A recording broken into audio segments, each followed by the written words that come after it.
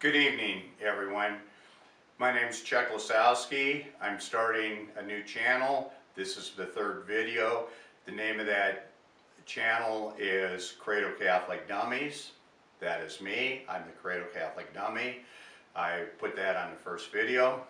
So, I'm going to talk a little bit about my Catholic school experience. Overall, my Catholic school experience was good. Not so much for the nuns who had me in their classrooms. Another catechism question that I kept asking while I was at St. Peter's was, if heaven is perfect, why did the angels get kicked out? This is confusing to a child and still confusing to me to this day. 8 years of attending Mass, mostly mornings, always on Sunday, and confession on First Fridays, pretty much indoctrinated me into the Catholic faith. That is a good thing for me. If I were born a Jew or a Muslim, I probably would have stayed devout to either of those faiths. I know myself well enough to say this, knowing that God called me by name before I was born.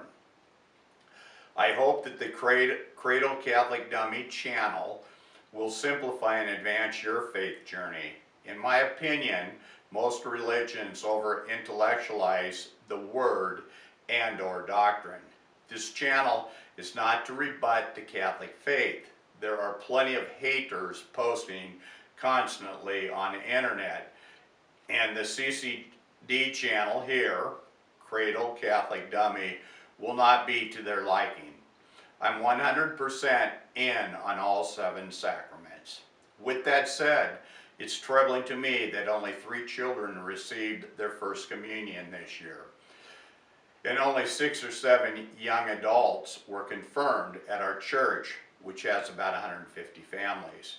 25 years ago, those numbers were double or tripled, and I know that because I was the director of religious education for 10 years. Our parish priest, which is from India, wants to keep young adults active after they are confirmed. He stated that it is often after confirmation that they quit coming to Mass and participate in sacraments, at least until they want to get married in the church. I think that used to be true, but not so much now. So my question to the people involved in religious education, or anybody working with youth in your parish, what is working to keep the youth engaged at your church? So if you put that in the comments, it would be helpful. Let's continue to pray for our youth so that they may experience the unconditional love of our Savior, Jesus Christ. I have been involved in various areas within the workings of the Catholic Church for 45 years. To this day, I think we could simplify some of our dogma and teachings. I'll give you an example. Back to one of my 1959, or back to the 1959-1967 questions I used to ask, which happens to be, I was a Catholic school during Vatican II, right in the middle. So that question I asked was, why did angels get kicked out of heaven? And I'm going to read you the answer from the current catechism, Catholic Catechism. Before he created man, God created another class of intellectual beings known as angels. Angel spirits without bodies, endowed with great perfection, particularly with profound intelligence. God wished the angels to share his supernatural happiness in heaven, but he wished them first to merit this privilege by their own free actions. Hence, while he raised the angels to the supernatural order by giving them sanctifying grace, God did not admit them at once to the beatific, or it means blissfully happy. But he imposed on them a test of their fidelity. Many of the angels were faithful to God. As a reward, they were admitted immediately to the everlasting joy of heaven. Their leader was St. Michael, others led by Lucifer, who is now called Satan, or Beelzebub. In their willful pride rebelled against God.